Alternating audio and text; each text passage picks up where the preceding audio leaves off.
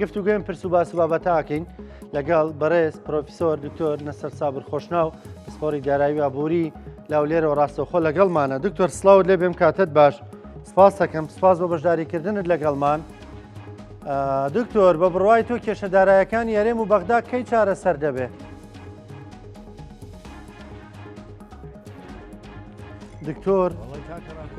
سەرەتا گوێی لە ئێمە نییە، تاوکەران بەجار گوێ لێمانە هیچ ساڵ بە ئێمە دەکەن. ئەمن یعنی وام کرد بوو کە جارێک قسە نەکەم لە ڕاگەاندنەکان، بەڵام کە دەبینی بەڕاستی لە کەناڵەکان بە تایبەتی کەناڵە حکوومیەکان زۆربەی زۆری ئەوان هەتەوە پۆزیسیۆنیش خەڵکەکی بانک دەکەن، ینی بڕوان نامە کارتۆنی کۆپیەچی دێن لە خۆیانەوە دێن شیکاری ئەم دۆخە دەکەن، یعنی قسە عەلەق و بەلەق دەکەن. خەڵک بەخۆی تووشی نەخۆشی دەرونی بووە زیاتر خەڵکەکەی تووشی نەخۆشی دەرونی دەکەن. هەر لەبەرەوە هاتم، یعنی دەمێ هەندێک شت هەیە بەڕاستی با بەڕاشکاوانە قسە بکەین، متعاتف نەبین لەگەڵ حکوومەتی خۆمان، حکوومەتی هەرێمی کوردستان و حکوومەتی عێراقی فیدرالیش نەپارێزین، یعنی بەڕاستی یعنی شت دەرێن جام پڕ بوو لێی دەڕژێ. ئێمە لێرانە کاکەران کۆ تەمەشا دەکەین ئەمڕۆ دۆخەکی زۆر نەخوازرا و لە هەرێمی کوردستانە و خەڵکەکە بەڕاستی تاک و یعنی گشت جومگەکانی شەلەر بووە. ئەوە نکۆڵی لێ ناکرێ. ئەمە لێرە بێن بەهارەکەی خۆش بکەین بڵێن هیچ نێمە خۆراگرین، خۆراگری حدودی هەیە، سنووری هەیە، سنوورەکە بەزیوە. ئێستا ئەمە لە هێڵی سوور دەخولێنەوە، ئەو هێڵە سوورە خەتەرە. دەبێ حکوومەتی هەرێمی کوردستان بیر بکاتۆ لەوەی کە ئێستا ئەو هاوڵاتیانەی هەرێمی کوردستانی تێدا دەژی. ئەمە سێ کێشەمان هەیە کاکەڕانکۆ. ئەگەر ئەمە بین کێشەکان باس بکەین، ئێمە کێشەی ناوخۆیمان هەیە، ئەوە مەشاکل لەوە سەری هەڵدا و کێشەی ناوخۆیمان هەیە، کێشەی هەرێمیمان هەیە، کێشەی دەرەچیشمان هەیە. لۆی ئەمە ناگەینە بربەست لەو کێشەی بتوانین چارەسەری بۆ بدۆزینەوە لەگەڵ بەغدا. من ماوەیەک لەو پێشە لەسەرم کورسی و مێزە قسەم کرد، هەتە بە خۆت گوتت ئینشاڵڵا جارێکتر ناینەوە بڵێن دکتۆر ڕاستت کرد. گوتم دیسان کێشە دروست دەبیتەوە، لەبەرەوەی هیچ شتێکمان نییە، یعنی ئەمە خاڵێکمان نییە لەسەری بستین بڵێن کاکە تەواو. یعنی وەزیری دارایی حکوومەتی عێراقی فیدرال ڕازگۆنیە، وەزارەتی دارایی ئێمە ڕازگۆنیە، هەموو بەیاناتەکان مزداقەتی تێدا نییە، چ لە هەرێمی کوردستان چ لە عێراق. ئەوان ڕاست ناکەن، ئێمەش ڕاست ناکەین. حکوومەتی بەڕاستی منافق بیگەرە دکتۆر حکوومەت لەسەر خەڵک کاکەڕان کۆ دکتۆر بالای خۆمانەوە دەست وەزارەتی خۆمان ڕازگۆ نییە. بۆ ڕازگۆ نییە؟ لە چیا ڕازگۆ نییە؟ کاکەڕان کۆ ئێستا خەڵک هەیە، یعنی ئەلام وەکو پێشان نییە، پێشان شوانەکەی گوندی ئێمە نەیدەزانی کەباب چییە، بەڵام ئێستا هەر هەمووی ئەتەرنێتی لە جیرفانە، هەر چ دەگوزارێ لە ئەمریکا، لە بەریتانیا، لە هەموو وڵاتە زلێزەکانەوە ئاگادارە چ دەگوزارێ. ئێستا شت لە ئەمریکا گوتم کێشەی ناوخۆی، کێشەی ناوخۆیمان هەیە. ئێستاش خەڵکمان هەیە سێ موچەی وەردەگری، خەڵکمان هەیە چوار لە عێراق و لە کوردستان. یعنی تا ئێستا تو نەگەیشتینە بەربەست ئەمە بتوانین کێشەکان چارەسەر بکەین. ئەوان کە باسی تەوتین لەگەڵ ئێمە دەکەن کاکەڕان کۆ، بابێن ئەوانیش تەوتین با بکەین. ئێمە پسپۆرین لەو بوارە لە ژمێریاری دارایی، ئێمە پسپۆرین. ئەگەر ئەوان تەوتین دەکەن، وەڵڵاهی ئابووری ناسێک گوتی وشکانی عێراق 2 سانتیمەتر هەمووی دەبی بکرێتە ئاڵتون، ئەگەر ئەو پارە هەدر و تەبزیر نەکرێت لە عێراق. لە کوردستانیش ئەمە کە باسی تەوتین دەکرێت، ئێمە دێن مقابلی وان دەبینەوە، دەڵێ ئێوە وەرە وەکو حەشدی شعبی. حەشدی شعبی ئێستا کە وەرە با تەوتینی بەبۆ بکرێ، بزانە چەند پارە بە هەدر و تەبزیر ڕۆیشتووە. ئێمە ئەگەر باسی ئەوان بکەین، ئەوان مەلایکەت نینە. ئێمە بۆیە لێرە زمان کورتین، هەندێک جار دەبین لای حکوومەت هێرێم دەگرین، چونکی لای حکوومەت هێرێم دەبی بەرنەدەین کاکەڕان کۆ. ئێمە نارێ بە متعاتف، بەڵام بڕۆ تۆڕە کۆمەڵاتەکان ئەوەندەی جنێ و ئەوەندەی دوعای خراپ دەبینی لەو میلەتەی خۆمان، یعنی میلەت سەری لێ شێوە. بەڕاستی ئەم لایانی میلەتیش دەگرم، لەبەرەوەی قوتی خەڵک براوە. مەلایەکانی مزگەوتەکان کاکە باشتی تێکەڵ نەکەین کاکەڕان کۆ، مەلای مزگەوتەکان خودبە بە 10 دقیقە لە کۆڵ خۆیان دەکەنەوە وتارەکانی ڕۆژی هەینی. هەتا ئێستا نەمدی تۆ یەک مەلا ئەوەندە مزگەوتم کردووە، حەدیسێک ناڵێ کاکە ئەعطی الئەجیر ئەجرەه قبل ئەن یەجیف عەرقەه. کاکە ئەتوو پێغەمبەر صلی الله علیه و سلم گوتی کاکە بابیان ترسێنن، هەم حکوومەتی عێراق بترسێنن مەلایەکان، هەم حکوومەتی خۆمان. کاکە جان ئێستا دینار لە جیرفانی نەمایە. دکتۆرمان لەخوا فەرمانبەرەکان دکتۆر پێ دوایە لەخوا بترسن. لەخوا کاکە ئەگەر هەموو مەلایەکانمان ڕازگۆ بن، بەڵام وەرە چەندین مەلات بۆ دێنم هەمووی بۆیتە حزبی کاکە. کەمەلاش بۆ حەزبی چۆن ئەوە خودبەی لە کۆرە خۆی ناکاتەوە ئەمە ناڵێنەوە کاکە حەدیثێکی وا بێنە کاکە بێ ئەو پارانە ئەو داهاتانە بزان ئێستا ئەمە گەیشتینە بەربەست عێراق لە دەستی ناین ئێستا حالیان کاکە ڕانکۆ من پێرێ لە تۆڕە کۆمەڵاتەکان لە فێسبووکی خۆم نووسیم دەرێ هەولێر چاوەڕێی وەڵامی بەغدایە بەغداش چاوەڕێی وەڵامی هەولێرە ئەوە گاڵتە جاریە بەو میلەتەی دەکرێت کەواتە ئێمە حکومەت هێرێمی کوردستان لەو کاتەدا دەبی بێ بڕیار بدە بڕیاری نهایی بدە کاکە ڕانکۆ تەواو مەجالمان نەما ئێمە دەبی بڕیاری نهایی بدە ئێمە بێن خۆمان سەحب بکەینەوە لە بەغدا چیتر با پیاوەتیش کە پیاوەتی لەگەڵ ئێمە نەکەن هەمویان بە تەوتین ڕاتبی خۆیان وەردەگرنەوەوانەی بەرپرسن لە بەغدا کوردەکانی خۆمان وەدارێکیان لەسەر بەردێکدانە ناوە تا ئێستا بۆ ئێمە نا مەشاکیلیان پێ حەل دەکرێت ئەمە لێژنەمان هەیە لە پەرلەمانی عێراق لێژنەی ئاسایش و ئەوەمان هەیە لە ناو پەرلەمان داکۆچیان پێلەمە نەکرای ئاسایش و بەرگری ئەوان داکۆچی لە موچەی حەشدی شعبی دەکەن دەڵێن موچەی حەشدی شعبی هەتا ئەمریکا کۆنتترۆلی نەکا دەیکەینە کارتی ئەلکترۆنی بەڵام نەیانتوانیە یعنی بابەتێک بکەنەوە لەسەر موچەی هەرێمی کوردستان ئەوە تەنیاتەی بەچێ دەفرۆشنەوە کاکەڕان کۆ ئەتوو تەمەشاکە ئێستا ئەمە جارێک کوونەکمان پڕ نەکردیتەوە دێن بربژێرەکان دەنێرین لە بۆ پەرلەمانی عێراق پەرلەمانی عێراقەوە شەشەمین کابینەیە 5 کابینەکەی ڕابرد و بەس پێم بڵێ بادارێکیان لەسەر بەردێک دانابێ هەتا ئێستا کێشەی بودجێ هەرێمی کوردستانیان حەل نەکرد هەتا ئێستا مادەی 140 پێ حەل نەکرا مادە ناکۆچی لە سەرەکانیان پێ حەل نەکرا پەرلەمانی چی پەرلەمان دابخرێت با خەڵکی مەنەستە ناو پەرلەمانی بەغدا ئێستا بەوەی وەڵا ئەوانە بربژێرەکانیش دەبینی چەند دڵمان توندە چەند غەمجینین ئەوەندە زیاتر غەمجین دەبین خەڵکەچیان ناردووە یعنی شەرم دەکەم وەڵا شەرم دەکەم ناویشان بێنین ئەمە نابی هەموو ئەمە خەڵکی ئێنەینا ئێمە بەنگلادیشینینە هەموو وڵاتەمان هەولێر و کوردستانە هەمومان یەکتری باش دەناسین کورە قوتابی منی ناردووە قوتابی من بە دەوری دووەم دەردەچی دەینێرتە ناو پەرلەمان چێ داکۆچی کردووە و ئەوانەی پێشتریش لە بەغدا بوون ئێستا دێن لافمان لەسەر لێ دەدان وەڵا دەبی ئەوها بکە دەبی ئەوها بڕۆیش بۆ تاتوو لەوێ نەبووی شتیوات نەکرد ئەوە هەمووی یعنی دائیمان بە خەڵک فرۆشنەوەیە خەڵک بێزار بووە خەڵک ئێستاکە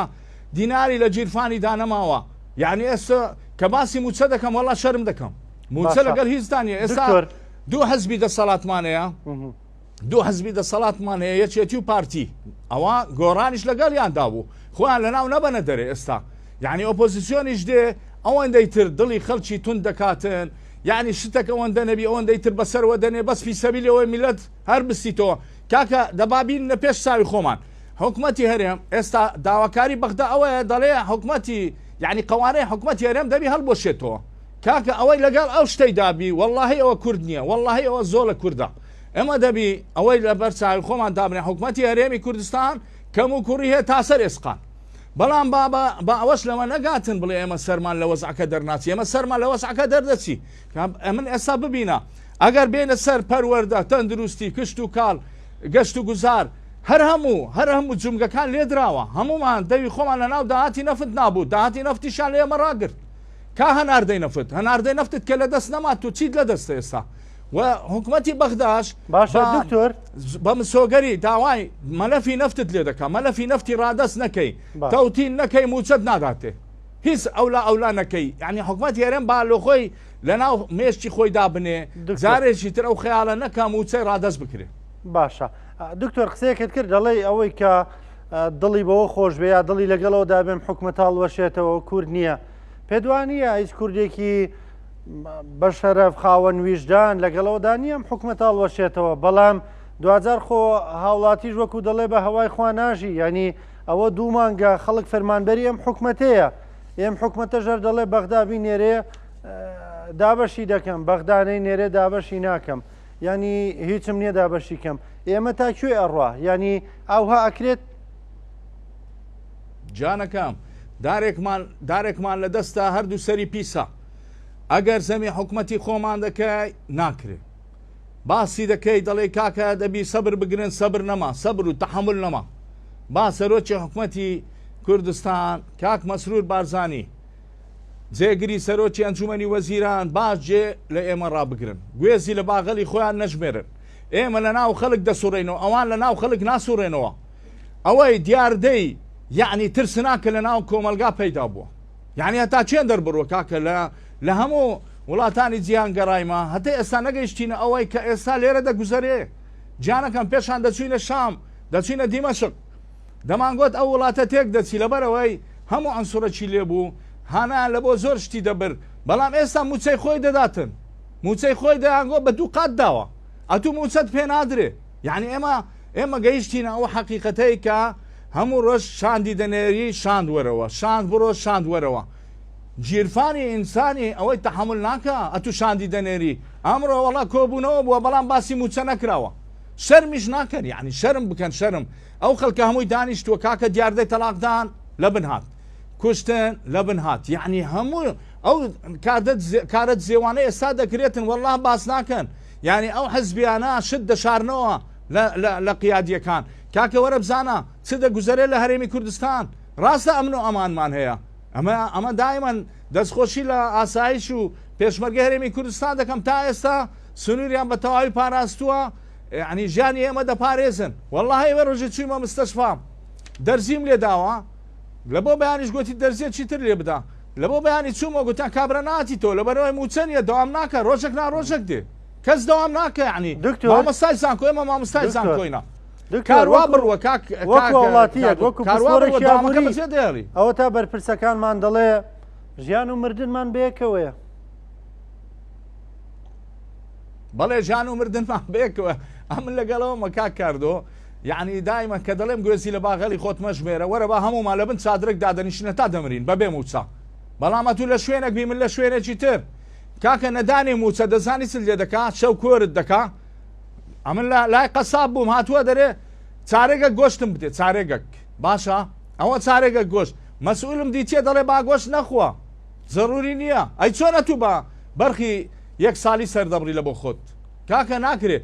سەفەرت لێ مەنعکرا ئێستا تو وەرە موچەت نەبێ ئەم سەفەر بە چ بکەم ئێستا من هەموو ساڵ سەفەر دەکەم ئێستا موچە نەما سەفەر بە چ بکەم ئەوە سەفەرت لێ مەنعکرا خۆشی و ڕەفاهیەت نامینێ کە جیران لە جیرفانت نەبوو مامۆستای زانکۆت بۆ بێنم پارەی قەرز کردووە کە مامۆستای زانکۆ ڕاتبی لەسەرەوەی 2 ملیۆنە بەلای کەمی بچی پارە قەرز بکە ئەی ئەو فەرمانبەرە قڕ بە سەرانەی کە موچیان لە 500 لە 600 لە حدودی ئەوەندەیە ئەوانە چی بکەن ژنەکەی خۆی پێی رازی نابی کاکە ئافرەت داوای جل و بەرگ دەکا منداڵەکەی داوای خواردن دەکا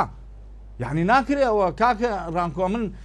کە قسە دەکەی دەڵێ کاکە وە بکە یعنی جەوەکەی هێدی بکەوە هێدی دەکرێتەوە بەچی بە تەمسیری ناکرێتەوە پارە لە ناو جیرفانم دانێ بە فعلی ئەو زەوەرە زروفەکەت لە بۆ تا هەدیە دەکەمەوە بەڵام بە قسە هیچ شتێک گۆڕانکاری بەسە ناکرێ ئەمن هەر قسە بکەم ئەو قسانە ناخوا لەبەرە ئەوە بە فعلی پارەی نییە دکتۆر یعنی نەبوونی گەیشتە قرما ئێستا باسی ئەوەت کرد کە مەسەلەن دۆخەکە چۆنە لە نێو کۆمەڵگەدا تا چ ڕادەیەک ڕۆیشتووە تا ئاستیەوەی تەنانەت مامۆسای زانکۆش پارە لە بەرکینیە وەکو هەولێریان دەڵێن ینی وەکو پسپۆرەکی ئابووری کوور دەبێت چی بکە ئایا هەر چاوی لە دەستی بەغدا بێ بڵێ بەغدا بنێرێ دەدەم نەنێرێ نادەم ئێمە تاکەی بەغداوە نانێرێ وڵای کاکەڕانکۆ ئەمە لێرانە دەزانیت چێ بابڕێک بە هادی هەندێک جارکە هەڵدەچین لەسەر و دۆخەیە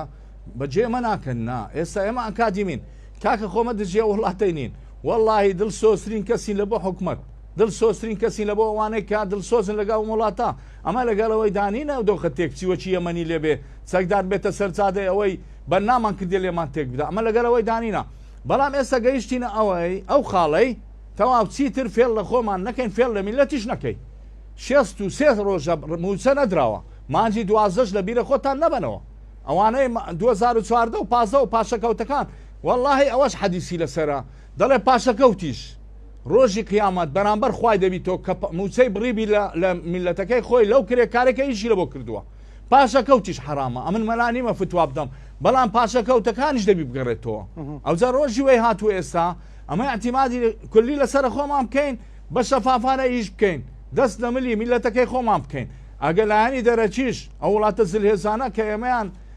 داگیر کرد و عێراق داگیر کراوە تەبعاان بەرپرسی سەرچیمان دیارە ئەمریکا ئەگەر ئەوان ڕازی بن ئێمە جواز ببینەوە باشترا تەواو چیتر فێر لە خۆمان نەکەین ئەگەر ناکاتیەوە هاتووە یەک لا بکەینەوە بڕیاری نهایی بدەین بەغدا گالتە جاریت پێ دەکا موچەت تەسلیم ناکە چیتر میلەتی مەکە دوژمنی خۆت با بە قسەی سەرخۆشە چی دەبی لە تۆڕە کۆمەڵاتیەکان بە نەزەری اعتیبار وەربگری 3 بەش و نیوی خەڵک جنێو دەدا 3 بەش و نیوی خەڵک دوعات لێ دەکا کاکە ئەگەر قەوما وەبکە میلەتە خۆت لە بۆ بە کوشتن بدا میلەت هیچ قوەتی نەما چەت شت بۆ هەربگری کاکە هێز لە قوتە قوت ئەتو قوتت نەما هێزیشت نامێنێ دەوەرا تو خواردنی خراپ هەموو ڕۆژە خواردنی خراپ خۆ بڕۆ سوالکەر هەرەوە ڕووی لە زیادبوون دەکا سزنی دەکەی سزنیش جێنابیتەوە یعنی باوەڕ بکە پێرە عەرەبانچیەکم بینی ئیرانی ئافرەتە تەنێک مکیاجی کردێ پەقلاوە دەفرۆشی وای لێ دێ عەرەبانە بۆ خەڵکی هەرێمی کوردستانیش نامینێ ئەوەشمان لە دەست دەڕوە ئەو زەهەنجین چ لەو گەنجانە بکەین ها چی لێ بکەین یعنی ئەمە باوانقەی حاڵ قسە بکەین ئێستا کارەکە ترسناکە ڕووی لە حکومەتی هەرێم کردووە ئەمە ڕوومان لە حکومەتی هەرێم دەکەین دکتۆر حکومەتی ئێمەیە بەغدا فرسەتە پرسیارە لە بەڕێزت بکەم بەڕێزت پیاوێکی پسپۆڕی و ئەکادیمیت و لە هەولێر دادەنیشی زۆر جار دەڵێن ئەو قەیرانانە زیاتر لە سلێمانی دەوروبەری هەیە لەوێ بێکاری زۆرە لێرە لە هەولێر و دۆک خەڵک ئەوەندە ئەو بێمعاشەی پێوە دیار نییە ئەمە ڕاستە من دەزانم تۆ دەچیتە ناو بازار کوڕ و مەزلیسی جیاواز فەقیر دەبینی ژار وایە کاکڕانکۆ ئەمە گەبێنە سەر هەولێر و سلێمانی دهۆک ئەمە بەلانی حەزبی قسە نەکەین نە حەزبیانە نییە هەمووی شەومانە کوردستان هەمووی دڵمانە ئێمە هەموو شارەکان شاری خۆمانە کاکڕانکۆ هەولێر هەموو جنسێکی تێدا چەند جنسی هەیە لە عالم لە هەولێر خۆی گرتی تۆ لە سلێمانیش ئەم باوەڕ ناکەم لە سلێمانی یعنی ڕێگری هەبی لەسەر خەڵکەی بەڵام هەولێر واللهی پێشا دەچوم بە بازار 100 کەسم بدیت بە 80 کەس سەلامی لێ دەکردم ئێستا 2 کەسی ناناسم یعنی خەڵکی بێگانەی لە ناوە ئەخیری خێربی یعنی ئەمە دەڵێن کاکە ئەمە هەولێر گەورە بووە دەبی کۆنتترۆلێکی تەواو وەڵاو کۆنتترۆلیش کراوە بەڵام تەمەشا دەکە گەرکارەوە بڕوە گەنجەکان هەموو بە بێکار دەمینێنەوە شتێکی ترسناک چاوەڕێ ئەو وڵاتەی دەکات گەنج کە پارەی لە جیرفانی نەبوو چاوەڕێ شتی خراپی لێ دەکرێت مادەی هۆشبەر ئێستا یعنی بڕۆ بزان ئەمە دەستخۆشی لە ئاسایشی هەرێمی کوردستان دەکەم ئەوانەی مادەی هۆشبەر بەکاردەینیان دەیفرۆشن هەموو دەستگیر کراون بەڵام کاکەوە عیلاج نییە دەبی ئەمە پێشی لێ بگرینەوە خەڵک بۆ حەب دەخوا میوەم کڕیوە لە گەنجێک حەبی خواردووە حەب یعنی تەماتە بە 750 دەرە بە 250 هەگرا گوتم چۆن گوتی کاکەوە حەبی خواردووە یعنی عەرەبانچی حەب دەخوا دەبینی بۆی دەرنایەنی کاکە باسی هەموو جونگەکانی ژیانت بۆ دەکەم ژیان شێواوە ئەمە ناکرێ بڵێن وەڵا هیچ لە گۆڕێنیە واللهی دیناریان لە جیرفانی دانەمایە عەرەبانچی کە دەستەوە زەرەرە دەرێ ئەمن ئەوڕۆ زەرەرم کردووە پێشتر عەرەبانچی ماڵی بەخێو دەکرد ئێستا ماڵەوە عەرەبانچەکەی بەخێو دەکاتن یعنی تەمەشا دەکەی ئەو پاشەکەوتێک کە لە ماڵەوە هەیتیان ئەویش سەر بگرێ هیچ نامینێ باشە هانە بۆ چ بنەوجا ئێستا 63 ڕۆژ موچە نەدراوە مانجی 12 شەوانە هەموو بە قەرزاری مامنەتەوە لەولایش دێ حکومەتی عێراق وای گوت حکومەتی هەرێمی کوردستان وای گوت خەڵک تووشی دەرونی بووە دەرونیش کاریگەریەکی خراپی دەبێت لەسەر ژیانی ڕۆژانەی خەڵک بڕۆ ببینە شەڕ و جێچەر دکتۆر کە وڵاتێک تووشی خەیرانێکی لەم شێوازە بێ بۆ نمونە 6 ڕۆژ خەڵکەکەی موچە وەرناگرێ فەرمانبەر موچە وەرناگرێت کە فەرمانبەر موچەی وەرنەگر بازار ڕاوەستاوە یانی ئەم دۆخە لە ڕووی ئابووریەوە باسیکەین بەکوێ دەگا یعنی حکومت نابێ مەترسیە بەجددی وەربگرێ آخر خۆ خەڵک ڕەنگە بتوانێت بژی گۆژ نەخوا مەسەلەن هەرچۆنێ بێسکی خۆی تێر بکە ئەم ڕۆژانە بەڕێ بکە بەڵام کاریگەریەکەی چییە بێ لە ئایندەیە کاریگەری ئێستا دۆخی ئابووری ئێستا ڕۆژ بە ڕۆژ سەعات بە سەعات بەرەو خراپی دەڕوە ئەمە ئەحداسەکان ئەمە ناتوانین بەس بڕۆ مرکزی ئەحداس بزانە چه حەدەسەک ڕوو دەدا باوک دایک دەکوژی کوڕ باوکی خۆی دەکوژی یعنی کوشتن بوویتە ئەو خواردنەوە بڕۆ بزانە کێشەکان باوک لە ماڵێ دەردەکرێ واللهی ڕۆژ بە ڕۆژ شتی خراپتر و شتی ترسناکتر کە ڕوو دەداتن حکومەتی هەرێم دەبی بێتە جواب ئەمن دووبارەی دەکەمەوە ئەمن یەک حکومەتمێ پێدرێن حکومەتی هەرێمی کوردستان چارەسەری نهاییمان لەبۆ دەبی بدۆزیەوە بە زووترین کات یا حکومەتی هەرێمی کوردستان من لە ناو خەڵک دەژیم با بزانم ئەگەرە من پاشەکەوتێکم وە بۆ پێش چەند ڕۆژێک ئەویش نهایەتی پێدێ کە نهایەتی پێهات ئێمە ڕوو لە جێ بکەین خۆ من ناسم تەکسی لێ بخڕم جەنابی حکومەتی هەرێمی کوردستان خۆ نابی بچم هەموو ئیشێ بکەم ببمە شاگرد دەکرێت من ببمە شاگرد ئەمن پرۆفیسۆرم ئەوە دینار لە بەرکمان نەما سەبر تەواو نهایەتی پێدێ ئەدی ئەوانەی تر یعنی ئەمە 1970 خەڵک ئێستا تووشی قەیران بووە هەمووی قەرزی کردووە زۆربەی زۆری سیمکارتی خۆی گۆڕیوە لەبەرەوەی پارێ بە قەرز وەرگرتووە جوابی تەلەفۆن ناداتەوە قەرزەکەی بداتەوە ئەوانە هەمووی کاریسەی لە دوای دێ کاریسەی گەورە بۆیە داوا لە حکوومەتی هەرێمی کوردستان دەکەم داوا لە ئەمریکا بکە ئەمریکا یعنی ئەمریکا دەبی بێتە کۆشتی سپی دەبی بێتە دەنگ کاکەوەرە حکوومەتی عێراق پارێ نادا ئەو زە دیار دەبی ئەگەر لەسەرت بە جواب نهات تۆ بڕیاری نهایی بدە لەسەر داهاتی هەرێمی کوردستان وەرە ئەم وڵاتە بەڕێوە ببە بەڕاستی ئاخر شتەوە خۆتو ناکرێ برێ من حکوومەتی هەرێمم حکوومەت تعریفی حکوومەت ئەتوو دەبی خەڵکی کاکە خەڵک داوای شەمەندەفەری نەکردووە لە تو داوای شتی بەرزی لە تو نەکردو داوای مستەشفیاتی لە تو نەکردووە دەبی مەمنون بی خەڵک بەس داوای موچە لە تو دەکە موچە ئەو موچەی بدێ مستەشفیاتت نییە دەبی بچین لە هەموو موچەکەمان لە مستەشفیاتی بەرپرسەکان سرف بکەین شەمەندەفەرەکت نییە تو هاتو سوێ پێ بکەین ڕۆژانە خەڵک بە ڕێگاکانی هاتو چۆ گیان لە دەست دەدا نەخۆشیێکی بەسیتت دەبی دەچێ ئیران فێرت لێ دەکا دەچی هەر وڵاتەکی یەک کۆمەڵ پارەت لێ وەردەگری چارەسەرێکی ئەو میلەتەی بکە لە بۆ خاتری خوای گەورە چونکی خوای گەورە بڕاندیتەوە والله خوای گەورە دەڵێ ئەمن دێمە بەرامبەرت ئەو کەسەی کە بەرامبەرەکەی خۆی ئەو موچەی ئەو قوتەی کە هەیتی لێی دەبڕی یاخود پاشەکەوتی دەکا خوای گەورە دەبتە خەسم لەگەر ئەو جیەتەی کە ئەو شتەی دەکاتن جاوەڵا دکتۆر ئەمان ئێستا لەگەڵ بەغدایەوە دەرنابن بەرامبەر خوای گەورەش بوەستنەوە